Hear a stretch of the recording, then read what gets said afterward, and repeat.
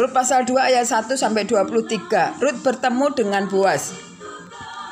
Naomi itu mempunyai seorang sanak dari pihak suaminya, seorang yang kaya raya dari kaum Elimelek, namanya Boas. Maka Rut perempuan Moab itu berkata kepada Naomi, "Biarkanlah aku pergi ke ladang memungut bulir-bulir jelai di belakang orang yang murah hati kepadaku." Dan sahut Naomi kepadanya, "Pergilah anakku." Pergilah ia. Lalu ia sampai di ladang dan memungut jelai di belakang penyabit-penyabit.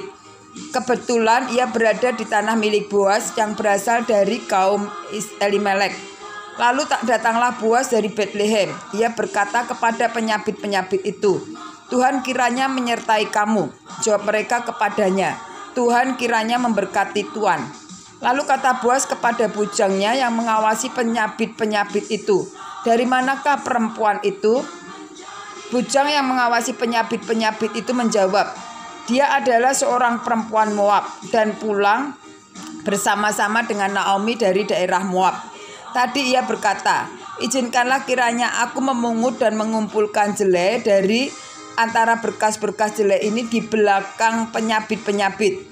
Begitulah ia datang dan terus sibuk dari pagi sampai sekarang, dan seketika pun ia tidak berhenti." Sesudah itu berkatalah Boas kepada Rut, "Dengarlah dahulu anakku, tidak usah engkau pergi memungut jelai ke ladang lain dan tidak usah juga engkau pergi dari sini, tetapi tetaplah dekat pengerja-pengerjaku perempuan. Lihat saja ke ladang yang sedang disabit orang itu. Ikutilah perempuan-perempuan itu dari belakang.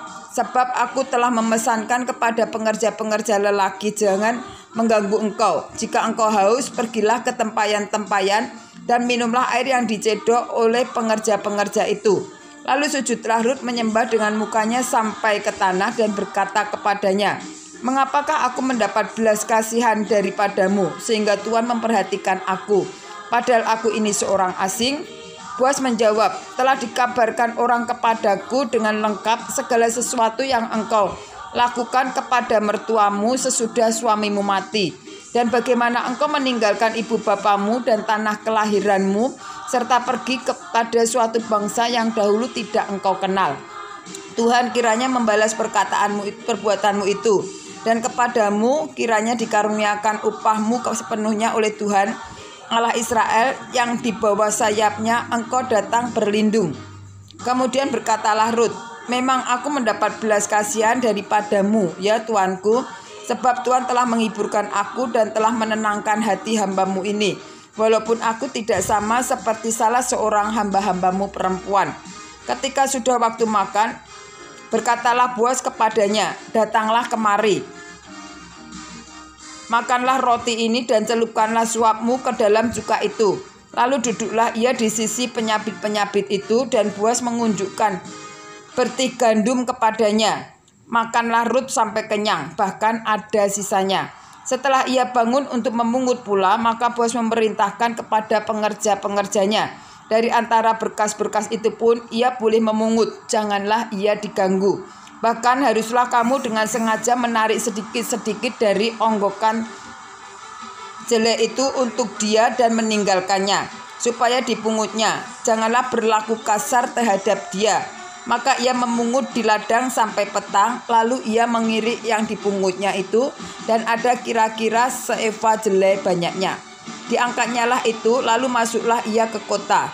Ketika mertuanya melihat apa yang dipungutnya itu, dan ketika dikeluarkannya dan diberikannya kepada mertuanya, sisa yang ada setelah kenyang itu, maka berkatalah mertuanya kepadanya, "Di mana engkau memungut dan di mana engkau bekerja hari ini?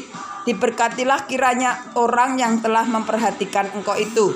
Lalu diceritakannya kepada mertuanya itu pada siapa ia bekerja.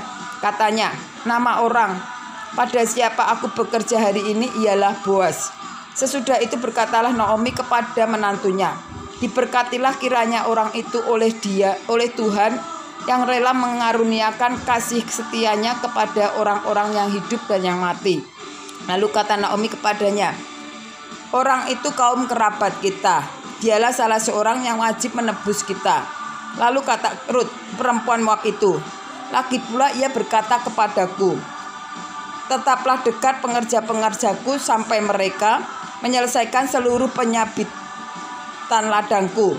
Lalu kata Naomi kepada Rut, menantunya itu, ya anakku, sebaiknya engkau keluar bersama-sama dengan pengerja-pengerjanya perempuan, supaya engkau jangan disusahi orang di ladang lain.